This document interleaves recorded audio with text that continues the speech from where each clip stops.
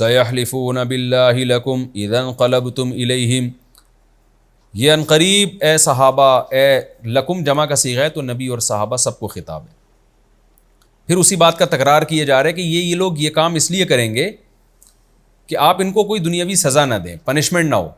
تو اللہ کہہ رہے ہیں آپ نے بھی اعراض کرنا ہے، سزا نہیں دینی ان کو. کیوں؟ اس کی وجہ آگے آ رہی ہے. سَيَحْلِفُونَ بِاللَّهِ لَكُمْ، ان قریب یہ لوگ آپ کے لیے قسمیں اٹھائیں گے اللہ کی. اِذَا انقَلَبْتُمْ إِلَيْهِمْ، جب تم لوٹ کر جاؤ گے ان کی طرف. لِتُعْرِضُوا عَنْهُمْ، تاکہ اے صحابہ، اے نبی، آپ ان سے اعراض کریں. یعنی اس لیے یہ جھوٹی قسمیں اٹھائیں گے تاکہ آپ ان کو سزا نہ دیں. تو اللہ کہہ رہا ہے فَأَعْرِضُوا عَنْهُمْ، آپ بھی اعراض کریں. آپ کو بھی اجازت نہیں ہے کہ ان کو کوئی سزا دیں. کیوں؟ اِنَّهُمْ رِجْسٌ، یہ پلید لوگ ہیں، ناپاک لوگ ہیں. یہ بھی ایک قرآن کی بلاغت ہے. دیکھیں، ایک چیز ہوتا ہے نجس، ایک ہے نجس. نجس کہتے ہیں نجاست کو، گندگی کو. نجس اس چیز کو کہتے ہیں جس پہ گندگی لگی ہو. تو اگر کوئی چیز گندی ہو جائے، اس چیز کو تو پاک صاف کیا جا سکتا ہے، لیکن خود گندگی کو پاک نہیں کیا جا سکتا. مثال کے طور پر آپ کے کپڑوں پہ پیشاب لگ گیا تو آپ کپڑا پیشاب سے پاک کر سکتے ہیں دھو کے. لیکن کوئی کہے کہ پیشاب کو پاک کر کے دکھاؤ، تو پیشاب کو کیسے پاک کریں گے؟ وہ تو پیشاب کا کام چیزوں کو ناپاک کرنا ہے، پیشاب خود پاک نہیں ہو سکتا. تو قرآن یہ کہہ رہا ہے کہ آپ نے اعراض ان سے اس لیے کرنا ہے کہ سزا کیوں دی جاتی ہے؟ دو وجہ سے. یا تو اس لیے دی جاتی ہے کہ گناہ معاف ہو جائیں ان کے، یا اس لیے کہ ان کو تنبیہ ہو جائے آئندہ نہ کریں. تو قرآن کہہ رہا ہے یہ یعنی طہارت کے لیے سزا دی جاتی ہے نا، تاکہ پاک ہو جائیں یہ لوگ. تو قرآن کہہ رہے ہیں رجسن، یہ ناپاک چیز ہے، یہ پاک نہیں ہو سکتے. تو ان کو آپ اپنے حال پہ چھوڑ دیں، انہوں نے ایسے کا ایسا ہی رہنا ہے، ان پہ سزاؤں کا کوئی اثر ہونے والا نہیں ہے. اور ظاہر مصلحت کے بھی خلاف تھا، وہی مصلحت جو نبی صلی اللہ علیہ وسلم بتاتے تھے کہ میں اگر ان کو سزائیں دوں گا، گردنیں اڑاؤں گا، تو دنیا جو کافر ہے وہ یہ کہے گا کہ نبی صلی اللہ علیہ وسلم اپنے ساتھیوں کو مار رہے ہیں. ان کو تو منافق اور مومن کا فرق نہیں پتا نا. تو مصلحت بھی ہے اور سزا دینے کا کوئی فائدہ بھی نہیں ہے. آخرت میں اللہ پوری سزا دے دے گا. قرآن کہہ رہا ہے انہم رجسون، یہ ناپاک لوگ ہیں. ناپاک چیز پاک نہیں ہو سکتی، یعنی خود ناپاکی پاک نہیں ہو سکتی. جس چیز پہ ناپاکی لگی ہوئی ہو وہ چیز تو پاک ہو سکتی ہے. تو مسلمان جو ہے وہ گناہ کر کے ناپاک ہو جاتا ہے، توبہ کر کے سزا دے کے گناہ کی نجاست اس سے دور ہو جاتی ہے. لیکن یہ اس قسم کے منافق ہیں کہ یہ تو خود ناپاکی ہیں، یعنی مبالغتاً قرآن کہہ رہا ہے ان کے پاک ہونے کی امید نہیں ہے، لہذا آپ اعراض کریں. وَمَأْوَاهُمْ جَهَنَّمْ، ان کا ٹھکانہ جہنم ہے. جزاء بما كانوا يكسبون، ان اعمال کا بدلہ ہے جو یہ دنیا میں کیا کرتے تھے. يَحْلِفُونَ لَكُمْ لِتَرْضَوْا عَنْهُمْ، یہ آپ کے سامنے قسمیں اٹھائیں گے تاکہ آپ اے مسلمانوں تم ان سے راضی ہو جاؤ. جمع کا صیغہ ہے، نبی اور تمام صحابہ مراد ہیں کہ تم ان سے راضی ہو جاؤ. تو قرآن کہہ رہا ہے کہ جھوٹ بول کے اگر یہ نبی اور صحابہ کو راضی کر بھی لیں گے تو اللہ ایسے لوگوں سے راضی نہیں ہوتا. اور نبی کی رضا وہ مقصود ہے جس میں اللہ راضی ہو جائے. اگر اللہ کو بیچ سے نکال کے نبی کو راضی کرنے کی کوشش کریں گے تو وہ پھر فائدہ نہیں ہے. یعنی نبی کو بھی خوش اس لیے کیا جاتا ہے نا تاکہ نبی کی خوشی میں اللہ کی خوشی ہے. تو اصل مقصد تو اللہ کی رضا ہے. تو یہاں قرآن کہہ رہا ہے کہ یہ جو آپ کو خوش کرنے میں لگے ہوئے ہیں ان کا مقصد اللہ کی وجہ سے نہیں ہے، بلکہ ان کے کچھ سیاسی فائدوں کی وجہ سے آپ کو خوش کرنا چاہتے ہیں. تو اگر آپ خوش ہو بھی جائیں تو اللہ پھر بھی خوش نہیں ہوگا، لہذا آپ کے راضی ہونے سے ان کو فائدہ پھر بھی کچھ نہیں ہوگا. فَإِن تَرْضَوْا عَنْهُمْ، پس اگر آپ ان سے راضی ہو بھی جائیں، فَإِنَّ اللَّهَ لَا يَرْضَىٰ عَنِ الْقَوْمِ الْفَاسِقِينَ، تو اللہ ایسے فاسق لوگوں سے راضی نہیں ہوتا. الْأَعْرَابُ أَشَدُّ كُفْرًا وَنِفَاقًا، اب ان منافقین کا تذکرہ ہے جو دیہات میں رہا کرتے تھے. انہوں نے بھی بڑا ستایا تھا اور وہ نفاق میں بڑے سخت تھے، ہلتے نہیں تھے اپنے نفاق سے. قرآن نے ان کا تذکرہ کیا کہ جو دیہات کے لوگ ہیں وہ کفر اور نفاق میں زیادہ سخت ہیں، یعنی شہری منافقوں سے بھی زیادہ سخت ہیں. وَأَجْدَرُ، اور اس بات کے زیادہ لائق ہیں کہ وہ اللہ نے جو اپنا کلام نبی پر نازل کیا اور جو احکام نازل کیے ان سے واقف نہ ہو. ان میں جہالت کے بھی وہ زیادہ لائق ہیں. کیوں؟ ان کا نبی کے ساتھ بیٹھنا کم ہوتا ہے، ان صحابہ کے ساتھ بیٹھنا کم ہوتا ہے جن کے پاس علم ہے، تو ویسے بھی علم سے وہ دور ہیں. تو دو وجہ سے ان کی برائی بڑھ گئی ہے، ایک کم علمی اور دوسرا نفاق میں بھی شدت، کیونکہ ان کی طبیعت میں شدت ہے تو اب ہر چیز میں شدت ہے، نفاق میں بھی شدت ہے. واللہ علیم حکیم، اللہ خوب جاننے والا اور حکمت والا، یعنی اللہ ان کے حالات کو بھی جانتا ہے اور حکمت ہے. حکمت کیا کہ فوراً سزا نہیں دے رہا، اس میں حکمتیں ہیں۔ وَمِنَ الْأَعْرَابِ مَن يَتَّخِذُ مَا يُنْفِقُ مَغْرَمًا، دیہاتیوں میں ایسے بھی ہیں کہ جو کچھ وہ خرچ کرتے ہیں نا صدقہ خیرات، اس کو پینلٹی اور تاوان سمجھتے ہیں، یعنی خوشی خوشی نہیں دیتے اللہ کی راہ میں، بلکہ یہ شو کرنے کے لیے کہ ہم مسلم ہیں اس لیے دیتے ہیں، خوش نہیں ہیں۔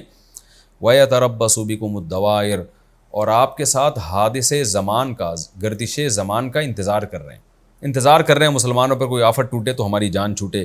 علیہم دائرۃ السوء، اللہ فرماتے ہیں کہ ان پر زمانے کی مصیبت ان کے اوپر، یعنی یہ تباہ ہوں گے، برباد ہوں گے۔ واللہ سمیع علیم، اللہ سننے والا اور جاننے والا ہے۔ لیکن اللہ کہتے ہیں سارے دیہات کے لوگ ایسے نہیں ہیں۔ ومن الاعراب، دیہاتیوں میں اچھے لوگ بھی ہیں۔ وہ کون ہیں؟ من یؤمن باللہ، جو اللہ پر ایمان لاتے ہیں، والیوم الاخر، آخرت پر ایمان لاتے ہیں، ویتخذ ما ینفق، اور جو کچھ خرچ کر رہے ہیں اسے ٹھہراتے ہیں قربات عند اللہ، اللہ کے ہاں قربتوں کا سبب، یعنی اس کو یہ قربت کا سبب سمجھتے ہیں، وہ خوشی خوشی خرچ کرتے ہیں یہ سوچ کے کہ اس سے ہمیں اللہ کا قرب ملے گا۔ وصلوات الرسول، اور رسول کی دعاؤں کا ذریعہ بناتے ہیں اس کو، اس لیے خرچ کرتے ہیں کہ ہمیں پیغمبر کی دعائیں مل جائیں گی، یعنی مخلص لوگ ہیں۔ الا، قرآن کہتا ہے خبردار سنو، انہا قربت لہم، واقعی ان کا یہ صدقہ اللہ کی قربت کا ذریعہ ہے، یعنی اللہ ان کو خوشخبری دے رہا ہے کہ نظر تو کچھ نہیں آ رہا لیکن ہم تسلی دے رہے ہیں کہ واقعی ان صدقوں سے اللہ کا قرب تمہیں مل رہا ہے۔ سیدخلہم اللہ فی رحمتہ، اللہ عن قریب ان لوگوں کو اپنی رحمت میں داخل کر دے گا۔ ان اللہ غفور الرحیم، واقعی اللہ مغفرت کرنے والا اور رحم کرنے والا ہے۔ یہ ہمارا جی رکوع نمبر 13 اور 10ویں پارے کا پہلا رکوع، اس کی تفسیر ہو گئی، اس میں جو علمی نکات ہیں وہ میں بیان کر کے آج کے لیکچر کو ختم کرتا ہوں۔ یہ ہمارا رکوع یہاں سے شروع ہوا تھا، وَجَاءَ الْمُعَذِّرُونَ مِنَ الْأَعْرَابِ، دیہاتیوں میں بھی بہت سے ایسے ہیں جو جھوٹے بہانے کریں گے آپ کے سامنے، تو قرآن کہہ رہا ہے کہ وہ بھی جھوٹ بولیں گے، اے نبی آپ ان سے بھی ہوشیار رہیں، انہوں نے بھی جھوٹ بولا ہے آپ ان سے بھی ہوشیار رہیں، اور ان کو بھی اللہ نے وہی سنا دی کہ ان پر بھی عذاب آئے گا۔ آگے قرآن کہہ رہا ہے کمزوروں پر، بیماروں پر اور مسکین غریبوں پر جن میں جہاد کی طاقت ہی نہیں ہے ان پہ کوئی حرج نہیں ہے۔ یہاں وہ مسکین مراد ہے جس کے پاس سواری نہ ہو اور نبی بھی اس کے لیے سواری کا انتظام نہ کر سکتے ہوں، وہ مسکین مراد ہے۔ تو اس سے ہمیں ایک عام اصول پتہ چلتا ہے کہ اگر جہاد فرض ہو جائے یا کوئی ایسا کام جو فرض کفایہ ہے اور آپ میں طاقت ہی نہیں ہے اس کی، تو پھر اللہ آپ پر آپ کی طاقت سے زیادہ بوجھ نہیں ڈالتے۔ یہ بھی ہمیں سبق ملتا ہے، یہ اللہ کی رحمت ہے۔ اور یہ بھی ہمیں سبق ملتا ہے کہ کچھ نیک لوگ ایسے ہوتے ہیں کہ ان کو نیکی کر کے زیادہ خوشی ہوتی ہے، اور نیکی کے وسائل نہ ہوں تو وہ ٹینشن میں چلے جاتے ہیں۔ دیکھیں نارملی تو انسان کیا کرتا ہے کہ جو بھی مشقت والا کام ہے اس میں اس کو ٹینشن تو ہوتی ہے، لیکن وہ نیکی سمجھ کے کر رہا ہوتا ہے، اللہ کی رضا کا ذریعہ سمجھ کے کر رہا ہوتا ہے۔ لیکن ایک وقت انسان کا ایسا آتا ہے، نیکیاں کر کر کے ایمان کا ایسا لیول ہو جاتا ہے کہ اب اس کو نیکی میں راحت مل رہی ہوتی ہے۔ جیسے جابر بن عبداللہ رضی اللہ عنہ تھے یا معاذ بن جبل تھے، ان کی جب موت کا وقت آیا تو یہ رونے لگے۔ لوگوں نے پوچھا آپ کیوں روتے ہیں؟ کیا موت کے خوف سے رو رہے ہیں، دنیا بھی چھڑنے سے رو رہے ہیں؟ فرمایا نہیں، اللہ کی قسم ایسا نہیں ہے، مجھے گرمیوں کی شدت کے وہ روزے جو میں اللہ کے لیے رکھا کرتا تھا اور شدید بھوک اور پیاس برداشت کیا کرتا تھا، اس بھوک اور پیاس برداشت کرنے میں جو لذت تھی وہ لذت سے میں محروم ہو رہا ہوں، اب وہ مزے چھوٹ رہے ہیں میرے، اس کا افسوس ہو رہا ہے مجھے۔ اب آپ دیکھیں یہ کتنا بڑا ایمان کا درجہ ہے کہ اللہ کے لیے بھوکے پیاسا رہنے میں ان کو ایک لذت شروع ہو گئی تھی۔ یہ محبت کا ایک بہت بڑا اور اعلیٰ مقام ہوتا ہے جو صحابہ کو حاصل تھا۔ قرآن یہاں کہہ رہا ہے کہ ایسے بھی لوگ ہیں کہ ایک طرف دنیا پیچھے بھاگ رہی ہے کہ ہم تبوک میں نہ جائیں، شدید لڑائی ہے، شدید گرمی، اور ایسے بھی لوگ ہیں جو پیچھے رہ گئے ہیں عذر کی وجہ سے، نبی کہہ رہے ہیں آپ جاؤ آپ کو رخصت ہے، اور وہ روتے ہوئے جا رہے ہیں کہ یار ہم کیسے کتنے محروم ہو گئے کہ جہاد سے اس موقع پہ رہ گئے۔ یہ نیکی کا ایک بڑا مقام ہے، اسی کو قرآن نفس مطمئنہ سے تعبیر کرتا ہے، یا ایتھا النفس المطمئنہ، اے وہ نفس جو مطمئن ہے، اللہ کی عبادت میں مطمئن ہو گیا ہے۔ تو اللہ سے ہمیں یہ درجہ مانگنا چاہیے کہ اللہ ہماری راحت نیکی میں رکھ دے، اور گناہ میں ہم سے تو لذت کو چھین لے، یعنی ہمیں گناہ میں تکلیف ہو، نیکی میں ہمیں لذت محسوس ہو، جو سب سے اعلیٰ مقام اور سب سے اعلیٰ درجہ ہے۔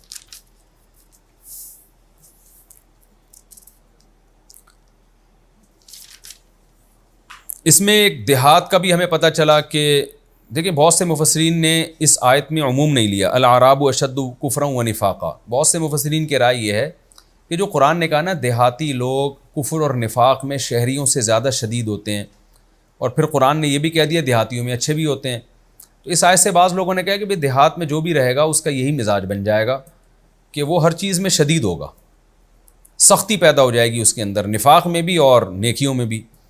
لیکن بعض حضرات کی رائے یہ ہے کہ اس میں عموم پیدا کرنا درست نہیں ہے، بلکہ یہ مدینہ کے ارد گرد جو منافق قسم کے دیہاتی تھے ان کے بارے میں ہے، دونوں رائے ہیں۔ تو ایسا نہ ہو کہ کوئی عام دیہاتیوں پر یہ آیت فٹ کر کے کہے کہ قرآن تو کہہ رہے دیہاتی لوگ نفاق میں بڑے سخت ہوتے ہیں، تو ہم نے تو دیہاتیوں میں بڑے بڑے علماء بڑے بڑے مخلص لوگ بھی دیکھے ہیں، تو اس لیے اس آیت کو ہر دیہاتی پہ فٹ کرنا ٹھیک نہیں ہے، بلکہ یہ مدینہ کے ارد گرد جو دیہات تھے جن میں کٹر قسم کے منافق رہا کرتے تھے ان کے بارے میں قرآن کہہ رہا ہے کہ دیہات کے جو منافق ہیں وہ شہری منافقوں سے زیادہ سخت ہیں۔ ہاں یہ بات ضرور ہے کہ دیہات کا ایک ماحول ایسا ہوتا ہے کیونکہ وہ ایجوکیشن سے اکثر دور ہوتے ہیں، پڑھائی سے دور ہوتے ہیں، تہذیب سے دور ہوتے ہیں، تو ایک مشاہدے پر مبنی ایک حقیقت ہے کہ ان میں شدت کا عنصر نظر بہرحال زیادہ ہی آتا ہے، لیکن وہ شدت پھر دین میں بھی ہوتی ہے، اگر وہ نیک ہوتے ہیں تو نیکی میں بھی زیادہ ہوتے ہیں، برے ہوتے ہیں تو برائی میں بھی زیادہ ہوتے ہیں، تو لیکن بہرحال قرآن کی آیت میں دونوں احتمالات ہیں، تو اس کے یقینی طور پر کوئی ایک بات مراد لینا یہ درست نہیں ہے۔ اور آخر میں ایک اہم ترین بات قرآن کیا کہتے ہیں، دیہات میں جو لوگ اپنا مال خرچ کر رہے ہیں اللہ کی رضا کے لیے، اللہ کے قرب کے لیے، قرآن نے کیسے اعلان کیا، الا انہا قربۃ لہم، سنو سنو خبردار، تسلی رکھو، واقعی تمہیں اس سے اللہ کا قرب حاصل ہو رہا ہے۔ تو یہ ہمارے لیے بھی ہے، ہم بھی جب صدقہ کرتے ہیں، خیرات کرتے ہیں، تو ہمیں پتہ ہی نہیں چل رہا ہوتا کہ اس سے اللہ کا قرب ہمیں حاصل بھی ہو رہا ہے کہ نہیں ہو رہا، موٹیویشن نہیں ملتی، کوئی نظر تو آ نہیں رہا ہوتا نا، آپ نے ماں باپ پہ خرچ کیا، بیوی بچوں پہ خرچ کیا، غریب پہ خرچ کیا، کہیں سیلاب آیا ہوا ہے وہاں خرچ کر دیا، تو رزلٹ تو کچھ نظر نہیں آ رہا، پیسے ضائع ہوتے بھی بظاہر نظر آ رہے ہیں۔ تو اللہ کیا کہہ رہے، الا نا نا نا نا نا، ضائع نہیں ہو رہے، خبردار سنو، اس سے اللہ کا قرب تمہیں مل رہا ہے، وہ آخرت میں پتہ چل جائے گا۔ تو اس میں ہمارے لیے بھی زبردست موٹیویشن ہے، زبردست حوصلہ افزائی ہے، بھائی صدقات و خیرات کیا کرو، یہ نہ سمجھو کہ یہ ضائع ہو رہے ہیں، ہمیں اللہ کی محبت اور قرب مل رہا ہے، ہم اللہ کے قریب ہوتے چلے جا رہے ہیں اس سے۔ یہ ہمارا رکوع کمپلیٹ ہوا، سورہ توبہ کا رکوع نمبر 13 اور 11ویں پارے کا رکوع نمبر 2۔ اس سے پہلے جو تبصرہ یعنی جو تفسیر چل رہی تھی زیادہ تر منافقین کے حوال چل رہے تھے، اب اللہ تعالیٰ منافقین کے جو بالکل اپوزٹ لوگ ہیں، جو اعلیٰ درجے کے مومن ہیں، ان کی تعریف بھی کر رہے ہیں۔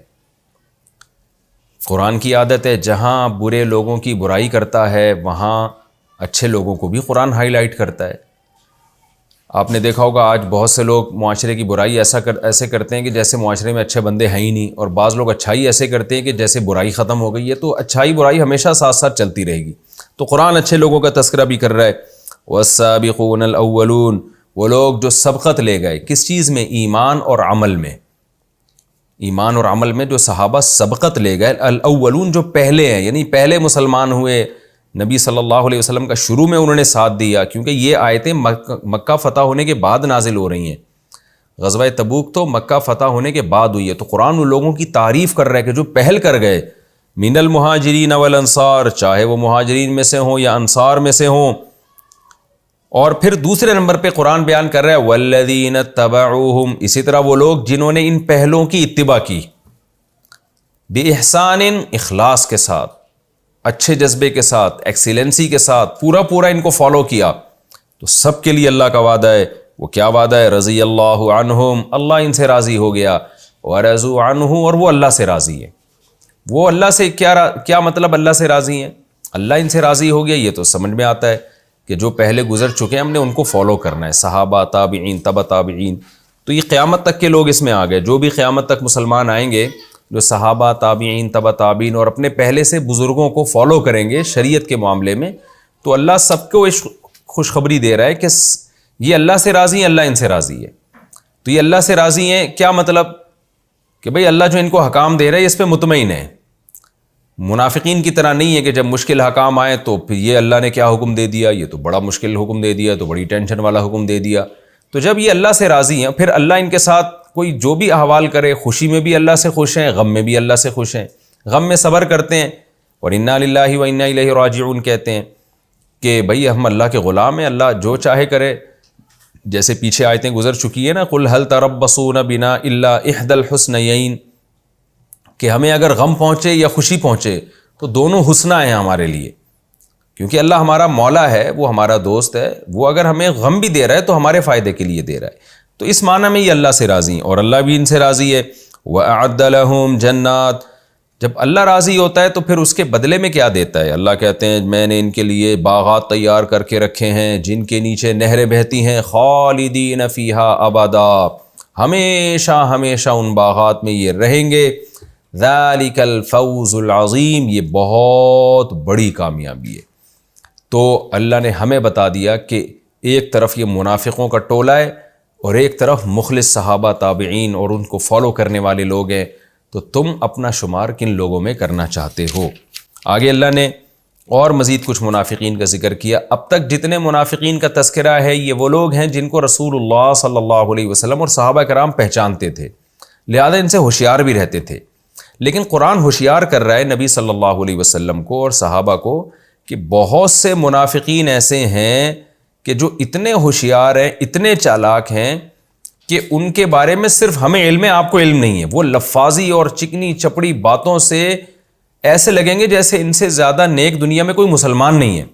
تو نبی صلی اللہ علیہ وسلم کو ہوشیار کیا جا رہا ہے کہ آپ ان سے ہوشیار رہیں، اور ان بدبخت منافقین کو وعید سنائی جا رہی ہے کہ تمہارے لیے دگنا عذاب ہے۔ دگنا عذاب کیوں ہے؟ اس لیے کہ تمہاری منافقت دگنی ہے۔ منافقت کسے کہتے ہیں؟ ظاہر کچھ باطن کچھ۔ تو جو چھوٹا منافق ہوتا ہے نا وہ اپنی باتوں سے پکڑا جاتا ہے، بڑا منافق اتنا 2 نمبر ہوتا ہے کہ وہ اتنا زیادہ جھوٹ بولتا ہے کہ اس کے بارے میں صحابہ کو وہم ہی نہیں ہوتا تھا کہ یہ منافق بھی ہو سکتا ہے۔ تو اس لیے قرآن ان کا تذکرہ کر رہا ہے کہ کچھ ایسے لوگ تمہاری صفوں میں شامل ہیں کہ جو ایسے اعلیٰ درجے کے منافق ہیں کہ ان کو پہچاننا تمہارے لیے بہت مشکل ہے، لیکن اللہ ان کو جانتا ہے، اس لیے اللہ نے آیتیں نازل کر دیں تاکہ وہ منافقین سدھر جائے۔ قرآن کہہ رہا ہے وَمِمَّنْ حَوْلَكُمْ مِنَ الْأَعْرَابِ، تمہارے ارد گرد دیہاتیوں میں سے، یعنی مدینہ کے گرد جو گاؤں آباد ہیں ان میں، من کا معنی ان میں سے کچھ لوگ منافقون منافق ہیں، وَمِنْ أَهْلِ الْمَدِينَةِ، اور مدینہ والوں میں سے بھی، مَرَدُوا عَلَى النِّفَاقِ، جو اپنے نفاق پر ڈٹے ہوئے ہیں، لَا تَعْلَمُهُمْ، ان کی خاصیت کیا ہے کہ تم ان کو نہیں جانتے، نَحْنُ نَعْلَمُهُمْ، ان کو ہم جانتے ہیں، لیکن چونکہ یہ منافقت میں بہت بڑے ہوئے ہیں، بہت بڑے لفاظ ہیں، بہت بڑے کذاب ہیں کہ یہ تمہیں شک بھی نہیں ہوا ان کے بارے میں، تو اس لیے ان کو عذاب بھی عام منافقین کی نسبت دگنا ہوگا۔ قرآن میں آتا ہے نا کہ ان المنافقین فی الدرک الاسفل من النار، کافر کا جو جہنم میں مقام ہے منافق کا اس سے بھی نیچے مقام ہے۔ تو اس لیے قرآن یہاں بھی کہہ رہے کہ یہ منافقوں کا ان منافقوں سے بھی نیچے مقام ہے۔ وہ کیا ہے؟ سنعذبہم مرتین، ہم ان کو 2 دفعہ عذاب دیں گے۔ یہ 2 دفعہ عذاب کا مطلب 2 دفعہ بھی ہو سکتا ہے، اور عربی میں مرتین کا لفظ دگنے کے معنی میں بھی استعمال ہوتا ہے۔ دگنے کا مطلب کیا ہے؟ کہ دگنا عذاب دیں گے۔ یہ دنیا کا عذاب مراد ہے یا قبر کا عذاب مراد ہے؟ آگے قرآن کہتا ہے ثم یردون الی عذاب عظیم، پھر ان کو بہت بڑے عذاب کی طرف لوٹایا جائے گا، یعنی قیامت کا عذاب جو جہنم کی آگ ہوگی۔ تو قرآن اس سے پہلے دگنا عذاب دے گا۔ اس دگنے عذاب سے کیا مراد ہے؟ مفسرین کی اس میں مختلف آراء ہیں۔ بعض حضرات نے کہا کہ نفاق خود ایک عذاب ہے، کیونکہ منافق کو ہر وقت کھٹکا لگا رہتا تھا کہ بھئی میری پول پٹیاں نہ کھل جائیں، تو ان کو ڈبل کھٹکا لگا رہتا تھا۔ تو یہ ڈبل کھٹکا جو ہے نا یہ بھی ایک ڈبل عذاب ہے۔ یہ ایک عام منافق ایک بے چینی میں ہوتا ہے، ہمیشہ سکون میں 1 نمبر آدمی ہوتا ہے، جو ظاہر میں جو کچھ ظاہر ہے وہی باطن ہے، وہ دوغلی پالیسیاں نہیں ہوتی اس کی۔ تو منافق کی دوغلی پالیسی کی وجہ سے وہ ہر وقت عذاب میں رہتا ہے، یہ بے سکونی ہے۔ تو قرآن کہہ رہا ہے کہ ان کو وہ والی بے سکونی والا عذاب دگنا ہوگا۔ اور بعض نے کہا اس سے مراد ہے دنیا میں ذلت اور قبر کا عذاب، تو یہ بھی دگنا عذاب ہے کہ دنیا میں بھی ذلت ہوگی اور قبر میں بھی، اور پھر آخرت میں ان کو عذاب عظیم کی طرف لوٹایا جائے گا۔ خلاصہ اس کا یہی نکلا کہ وہ منافق جو اعلیٰ درجے کے منافق ہیں، جن کا صحابہ کو وہم بھی نہیں ہو رہا تھا کہ یہ بھی منافق ہو سکتے ہیں، ان کو اللہ تعالیٰ دگنا عذاب دیں گے۔ وَآخَرُونَ اعْتَرَفُوا بِذُنُوبِهِمْ خَلَطُوا عَمَلًا صَالِحًا، کچھ لوگ ایسے ہیں قرآن کہہ رہا ہے کہ جن سے اچھائیاں بھی ہوئی ہیں اور کچھ گناہ بھی ہوئے ہیں ان سے، یعنی تبوک میں جو پیچھے رہ گئے تھے ان کا تذکرہ ہو رہا ہے یہ تو سارے تبوک میں پیچھے رہنے والے منافقین کا تذکرہ چل رہا تھا نا. 3 قسم کے لوگوں کا اللہ نے ذکر، 4 قسم کے لوگوں کا اللہ نے ذکر کیا. ایک منافق جو نارمل منافق ہوتے ہیں، دوسرے وہ منافق جو نفاق میں بہت پکے ہیں، ان کا تذکرہ بھی ہو گیا. تیسرے وہ جو ایمان میں بہت پکے ہیں، جن کو والسابقون الاولون من المہاجرین والانصار اس رکوع کے شروع میں جن کا تذکرہ ہوا. چوتھے وہ لوگ جو ایمان میں کچے ہیں. یعنی 4 طبقے ہو گئے. ایمان میں انتہا کو پہنچے ہوئے، نمبر 2 ایمان میں انتہا کو نہیں پہنچے ہوئے بلکہ نیکی اور برائیاں ان کے اعمال میں دونوں چیزیں شامل ہیں مسلمان، لیکن ان سے کچھ غلطیاں بھی ہوئی ہیں، اچھائیاں بھی ہوئی ہیں. اور تیسرے منافق جو نارمل منافق، اور چوتھے وہ منافق جو اعلیٰ درجے کے منافق ہیں. تو یہ 4 طبقات کا اس صورت میں اللہ نے تذکرہ کیا. تو اب اس طبقے کا تذکرہ چل رہا ہے کہ جو ہیں تو مومن لیکن ان سے کچھ خطائیں بھی ہوئی ہیں. یہ کون لوگ ہیں؟ جو غزوہ تبوک میں پیچھے رہ گئے تھے. ان میں 2 قسم کے صحابہ تھے. ایک تو وہ تھے کہ جو کوئی عذر نہیں تھا، مخلص صحابہ تھے، ہر جنگ میں نبی صلی اللہ علیہ وسلم کے ساتھ شریک رہے. تو جب ان کو پتہ چلا کہ رسول اللہ صلی اللہ علیہ وسلم تبوک سے واپس آ رہے ہیں، اور ان کو پتہ تھا ہم جو تبوک میں شریک نہیں ہوئے تو اس کی وجہ صرف سستی تھی اور کوئی وجہ نہیں تھی، دل نہیں چاہ رہا تھا. ظاہر ہے جہاد ایک مشکل کام ہے. تو لیکن ان کو ندامت کا احساس ہو گیا کہ ہم اب پیغمبر صلی اللہ علیہ وسلم کو اپنا چہرہ دکھائیں گے کیسے. تھے مخلص صحابہ. تو ان میں سے انہوں نے کیا کیا، اپنے آپ کو مسجد نبوی کے ستون سے باندھ لیا کہ جب تک اللہ ہماری توبہ قبول نہیں کرتا ہم اپنے آپ کو ستون سے کھولیں گے نہیں. صرف نماز کے وقت ان کی زوجہ آ کے ان کو کھول دیتی ہیں، اس کے بعد پھر یہ باندھ لیتے. تو اللہ تعالیٰ نے ان کی توبہ قبول کی اور اس کا تذکرہ ان آیتوں میں ہے. دوسرے وہ صحابہ تھے کعب ابن مالک اور ہلال ابن امیہ اور مرارہ ابن ربیع. ان میں مرارہ ابن ربیع تھوڑے سے ایجڈ تھے اور ہلال ابن امیہ بھی تھوڑے ایجڈ تھے، اور یہ جو کعب ابن مالک تھے یہ بالکل ینگ اور جوان تھے. یہ تینوں مالدار صحابہ تھے، ان کو بھی کوئی عذر نہیں تھا غزوہ تبوک میں نہ جانے سے. لیکن کیا ہوا کہ یہ بھی نہیں گئے، اور جب نبی صلی اللہ علیہ وسلم تبوک سے واپس آئے تو آپ صلی اللہ علیہ وسلم نے تینوں کو بلایا. تو یہ کعب بن مالک رضی اللہ تعالیٰ عنہ کی بڑی لمبی حدیث ہے، صحیح بخاری میں بھی ہے، صحیح مسلم میں بھی ہے. بڑی دلچسپ واقعہ ہے، بہت لمبا واقعہ اور بڑا ہی دلچسپ واقعہ ہے. تو آپ کو موقع ملے تو یہ پورا ڈیٹیل سے واقعہ پڑھیں. تو کعب بن مالک رضی اللہ تعالیٰ عنہ کہتے ہیں کہ ہمارے دل میں بھی وسوسے آنے لگے کہ دیکھو یہ جو منافق لوگ ہیں جھوٹ بولتے ہیں کہ یہ عذر تھا اور نبی ان کے عذر کو قبول کر کے چھوڑ دیتے ہیں. تو شیطان ہمارے دل میں بھی وسوسے ڈال رہا تھا کہ ہم بھی آ کے کوئی بہانہ کر دیں. بعض لوگوں نے بھی کہا بھائی تم بھی بہانہ کر دو ورنہ نبی کتنے غضبناک ہوں گے تمہارے اوپر. تو نبی کے غضب سے بچنا بھی تو اللہ کا حکم ہے. کہتے ہیں لیکن ہم نے فیصلہ کیا کہ ہم سچ بولیں گے، ہم جھوٹ نہیں بولیں گے. ٹھیک ہے نبی ناراض ہو جائیں گے لیکن یہ ناراضی وقتی ہوگی. اگر ہم نے جھوٹ بول دیا تو اللہ سے کون بچ سکتا ہے اللہ کے عذاب سے. ہمیں پتہ تھا کہ نبی صلی اللہ علیہ وسلم ہم سے بہت غضبناک ہوں گے، کیونکہ یہ تو نبی نے بہت دن پہلے سے حکم دیا ہوا تھا تبوک میں نکلنا ہے اور شدید لڑائی ہے. تو حضرت کعب بن مالک رضی اللہ تعالیٰ عنہ فرماتے ہیں کہ میں اور میرے دونوں ساتھی آئے تو نبی کی خدمت میں بیٹھے. آپ صلی اللہ علیہ وسلم نے ہم سے پوچھا آپ تینوں کیوں غائب ہو گئے؟ الم تکن قد ابتعت ظہرک، اے کعب کیا تیرے پاس سواری نہیں تھی، تو نے سواری نہیں خریدی تھی؟ حضرت کعب بن مالک فرماتے ہیں ہم نے بالکل سچ سچ کہہ دیا، یہاں تک بھی کہہ دیا کہ یا رسول اللہ جتنا مال میرے پاس اس موقع پر تھا اس سے پہلے کبھی بھی میرے پاس اتنا مال نہیں تھا. اللہ نے مجھے بہت نوازا تھا، کوئی عذر نہیں تھا اور کوئی میرے پاس عذر نہیں ہے جو میں آپ کے سامنے پیش کروں. غلطی ہے، گناہ کا معترف ہوں میں. تو بخاری مسلم کی حدیث ہے، آپ صلی اللہ علیہ وسلم نے ان سے فرمایا قم حتی یقضی اللہ فیک. دونوں صحابی کو بھی کہا کہ آپ بھی جائیں اور کعب بن مالک کو کہا کہ آپ بھی جائیں، اللہ آپ کے بارے میں فیصلہ کرے گا.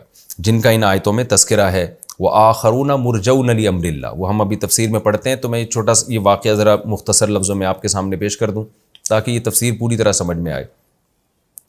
تو کعب بن مالک رضی اللہ تعالیٰ عنہ اور تینوں صحابہ چلے گئے اور ان کے بارے میں آرڈر یہ ہوا کہ تمام صحابہ کو نبی نے حکم دے دیا کوئی بھی ان سے بات نہ کرے. اچھا حضرت کعب بن مالک فرماتے ہیں نبی کے چہرے پہ غصے اور غضب کے آثار بھی تھے، کیونکہ یہ مخلص لوگ تھے، یہ تو اپنے لوگ تھے. منافقین کے تو آپ عذر سنتے اور کہتے ٹھیک ہے جاؤ اللہ فیصلہ کرے گا تمہارے، یعنی جو تم ظاہر میں کہہ رہے ہو ہم مان لیتے ہیں کہ عذر ہوگا. یہ اپنے لوگ تھے اور انہوں نے اعتراف بھی کیا، تو آپ نے ان کو حکم دیا کہ جاؤ، اور پھر صحابہ کو حکم دیا کہ ان سے کوئی بھی بات چیت نہ کرے۔ تو حضرت کعب بن مالک فرماتے ہیں کہ یہ دونوں بوڑھے تو گھر میں بیٹھ گئے، تھوڑے ایجڈ تھے، میں تو بازار میں چلتا تھا، نہ کوئی مجھ سے سلام کرتا، نہ کوئی سلام، دعا میں سلام کرتا جواب نہیں ملتا مجھے۔ کہتے یہاں تک کہ میں نماز پڑھنے کے لیے آتا مسجد میں، تو میں دیکھتا کہ جب میں نماز پڑھ رہا ہوں تو نبی میری طرف توجہ کرتے، جیسے ہی میں سلام پھیرتا تو نبی صلی اللہ علیہ وسلم اپنا چہرہ انور مجھ سے پھیر لیتے تھے۔ کہہ رہے مجھ پر یہ حالات ہو گئے، یعنی 40 دن انہوں نے اس حال میں گزارے ہیں۔ کہتے ہیں یہ حالات ہو گئے کہ زمین اپنی کشادگی کے باوجود ہمیں جیل خانہ لگنے لگی تھی۔ 40 دن بہت ہوتے ہیں۔ اسی اثنا میں کہتے ہیں کہ میں مدینہ کے بازار میں چل رہا تھا کہ اچانک مجھے آواز آئی، من یدلنی علی کعب بن مالک۔ شام کی طرف سے کوئی بادشاہ آیا تھا عیسائیوں کا، اس کو پتہ چلا تھا کہ کعب بن مالک ایک جوان آدمی ہیں اور محمد صلی اللہ علیہ وسلم کے ساتھ ساری جنگوں میں شریک رہے اور عزت دار آدمی ہے، لیکن ان کے ساتھیوں نے ان کے ساتھ بہت ظلم کیا ہوا ہے، سب نے معاشی بائیکاٹ کیا ہوا ہے، کوئی ان سے بات چیت نہیں کرتا۔ تو اس غیر مسلم بادشاہ نے ارادہ کیا کہ کعب بن مالک کو ابھی ورغلانے کا ہمارے پاس بہترین موقع ہے کہ بھئی دیکھو، میں ان کو کہوں گا کہ تم جو ہے تمہارے معاشرے میں عزت نہیں ہے، تم نے پیغمبر کا اتنا ساتھ دیا جنگوں میں، تو اپنے ساتھیوں کا اتنا ساتھ دیا، اور آج ان لوگوں نے تمہارا یہ حشر کیا ہے۔ یعنی حضرت کعب بن مالک فرماتے ہیں کہ ہمیں یہ بھی ہماری بیویوں کو بھی حکم دے دیا تھا کہ ان سے علیحدگی اختیار کر لو۔ تو وہ جو 2 بوڑھے صحابی تھے انہوں نے تو قاصد بھجوا کے نبی سے اجازت لے لی کہ یا رسول اللہ ہم بوڑھے ہیں، ہمیں زوجہ میں رغبت بھی نہیں ہے، اور لیکن اگر ہم یہ ہماری بیویاں بھی ساتھ چھوڑ دیں گی تو ہماری گھر میں خدمت کرنے والا کوئی بھی نہیں ہے۔ تو وہ کہتے ہیں کہ ان دونوں کو اجازت نبی نے دے دی کہ ٹھیک ہے، ان کی زوجات ان کی خدمت کر سکتی ہیں، لیکن ان سے جو ازدواجی تعلق ہوتا ہے وہ رکھنے کی اجازت نہیں۔ تو ان دونوں صحابہ نے عرض کیا کہ ہمیں جب سے نبی ہم سے ناراض ہوئے ہیں، ان کی زوجات نے کہا کہ یا رسول اللہ ہمارے شوہر جو ہے ان کے تو حلق سے نوالا نہیں اتر رہا، تو ان کے زوجہ کی طرف رغبت کا تو سوال ہی پیدا نہیں ہوتا، یہ تو رو رہے ہیں، مسلسل رو رہے ہیں اس دن سے جس دن سے نبی صلی اللہ علیہ وسلم نے اپنے رخسار کو ان سے پھیرا ہے، اس وقت سے یہ مسلسل رونے میں لگے ہوئے ہیں۔ تو حضرت کعب بن مالک کہتے ہیں مجھے جب پتہ چلا تو میں نے سوچا میں بھی نبی سے اجازت لوں کہ میری زوجہ بھی میرے ساتھ رہ لے، کیونکہ زوجہ بھی چھوڑ کے چلی گئی۔ کہتے لیکن مجھے شرم آئی کہ وہ تو ذرا ایجڈ ہیں، عمر ان کی زیادہ ہے، انہوں نے تو خدمت کے لیے بیوی کو بلوا لیا، لیکن میں نبی کو کیا عذر پیش کروں گا؟ آپ صلی اللہ علیہ وسلم کیا یعنی میرے بارے میں اور برا امیج جائے گا کہ جوان ہو کے جو ہے تم میرے حکم پہ عمل نہیں کر رہے اور بیوی کو خدمت کے لیے بلا رہے ہو۔ تو کہتے ہیں میں یعنی بیوی بھی مجھ سے گئی، تو کہتے ہیں اسی غم کے پہاڑ جب مجھ سے ٹوٹ رہے تھے، اور وہ کیفیت جو قرآن نے آگے بیان بھی کی ہے، تو کہہ رہے ہیں وہ غموں کے پہاڑ جب مجھ پہ ٹوٹ رہے تھے تو اسی اثنا میں نے دیکھا کہ ایک بادشاہ کی طرف سے، روم کا بادشاہ تھا، شام کا مجھے صحیح طرح یاد نہیں رہا، یہ میرے ذہن سے نکل گیا، خیر بادشاہ کی جو غیر مسلم بادشاہ تھا اس کا ایک قاصد مدینہ میں صدائیں لگا رہا تھا، من یدلنی علی کعب بن مالک، کون ہے جو مجھے بتائے کعب بن مالک کے بارے میں۔ تو کہتے ہیں وہ لوگ انگلیوں سے اشارہ کر رہے تھے میری طرف کہ یہ کہہ رہے، منہ سے کوئی نہیں میرے سے بات کر رہا تھا کہ کعب تمہیں بلا رہے ہیں، دیکھو کوئی قاصد آئے، صرف اشارے کر رہے تھے، اس قاصد کو بتا رہے تھے کہ یہ ہے کعب بن مالک۔ تو کعب بن مالک رضی اللہ تعالیٰ عنہ کہتے ہیں کہ میرے پاس اس بادشاہ کا خط آیا، اس خط میں لکھا ہوا تھا کہ تم ایک عزت دار آدمی ہو، اور ہمیں اطلاع ملی ہے کہ تمہارے ساتھی تمہارے ساتھ بہت برا سلوک کر رہے ہیں، تو اگر تمہیں عزت چاہیے، پیسہ چاہیے، یعنی جو بھی تمہیں منصب چاہیے تو ہمارے پاس آ جاؤ، ہم تمہیں تمہاری حیثیت کے حساب سے عزت دیں گے۔ ایسے موقع پہ تو اچھا بھلا آدمی جو ہے وہ پھسل جاتا ہے، اور وہ یہ سوچ سکتے تھے کہ میں ہر جنگ میں پیغمبر کے ساتھ شریک رہوں۔ کہتے ہیں صرف بدر میں نہیں تھا، کیونکہ مجھے پتہ ہی نہیں تھا کہ بدر میں لڑائی ہو جائے گی، اگر بدر میں پتہ ہوتا نا کہ لڑائی ہوگی تو حضرت کعب بن مالک کہتے ہیں میں بدر میں بھی نبی کے ساتھ شریک ہوتا۔ وہ تو نبی صلی اللہ علیہ وسلم ایک قافلے پر حملہ کرنے کے لیے گئے تھے، ہمیں کیا پتہ تھا کہ باقاعدہ دو بدو جنگ ہو جائے گی، تو ہر جنگ میں نبی کے ساتھ تھے یہ۔ تو اب دیکھیں کیسا شیطان انسان کو ورغلاتا ہے ایسے موقع پہ، لیکن صحابی کا اخلاص دیکھیں۔ حضرت کعب بن مالک کہتے ہیں جیسے ہی میں نے وہ خط پڑھا میں نے کہا اللہ، ایک آزمائش میرے اوپر تبوک کی آئی تھی، اس میں ناکام ہو گیا، اب یہ دوسری آزمائش آئی ہے، کہیں ایسا نہ ہو میں اس میں بھی ناکام ہو جاؤں۔ تو کہتے ہیں میں نے وہ خط پھاڑ کے آگ میں ڈال دیا، کہ نہیں بھائی میں پیغمبر کا ساتھ کسی قیمت پہ نہیں چھوڑ سکتا. ٹھیک ہے آپ نے بائیکاٹ کیا, سب کچھ کیا, لیکن اللہ تو ہے نا دیکھنے والا, اللہ سے دعائیں مانگ رہے تھے. تو بالآخر 40 یا 50 دن مکمل ہوئے ہیں کہ نبی صلی اللہ علیہ وسلم پر فجر میں وحی نازل ہوئی, جس کا اگلے رکوع میں انشاءاللہ تذکرہ آئے گا کہ وَعَلَى الثَّلَاثَةِ الَّذِينَ خُلِّفُوا, اللہ نے ان 3 صحابہ کی توبہ بھی قبول کر لی جن کو جنگ میں پیچھے رکھا گیا. یہاں بھی دیکھیں قرآن یہ نہیں کہہ رہا وہ جنگ میں پیچھے رہ گئے, یعنی کسی مسئلہ سے گویا ہم نے ان کو پیچھے رکھا, یعنی اللہ اس کی نسبت گویا اپنی طرف کرنے کہ ہم نے لوگوں کو گویا, یعنی جب ظاہر ہے جب گناہ کی توبہ اللہ نے قبول کر لی تو اب اللہ ان کو عار بھی نہیں دلا رہے کہ تم پیچھے رہ گئے تھے. منافقین کو تو اللہ کہہ رہے ہیں تم پیچھے رہ گئے ہو, تم اس پہ راضی ہو گئے, عورتوں بچوں کے ساتھ بیٹھ جاؤ, لیکن اللہ ان کے بارے میں کیا کہہ رہے ہیں جن کو پیچھے رکھا گیا, یعنی وہ قدرت کی طرف سے یہ ہوا تھا کہ ان کو پیچھے رکھا جائے تاکہ ان کی ایک فضیلت لوگوں کے سامنے ظاہر ہو جائے کہ دیکھو خطا کار لوگ توبہ کیسے کرتے ہیں, مخلص لوگ سے جب غلطی ہوتی ہے تو ان کا انداز کیا ہوتا ہے. تو جب یہ توبہ کی آیتیں نازل ہوئی ہیں تو نبی صلی اللہ علیہ وسلم نے فوراً صحابہ کو بتایا کہ بھائی جاؤ ان تینوں کو اطلاع دے دو کہ اللہ نے تمہاری توبہ قبول کر لی ہے.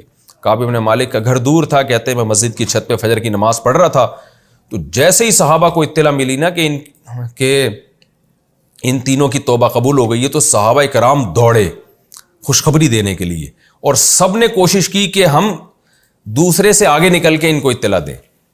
کہہ رہے ایک صحابی گھوڑے پر سوار ہو گئے نا کہ بھئی پیدل بھاگنے والے سے زیادہ تو وہ پہنچے گا جو گھوڑے پر سوار ہے, تو گھوڑے پر سوار ہو کر اسپیڈ میں دوڑے نا کہ میں جا کے کعب بن مالک کو خوشخبری سناؤں.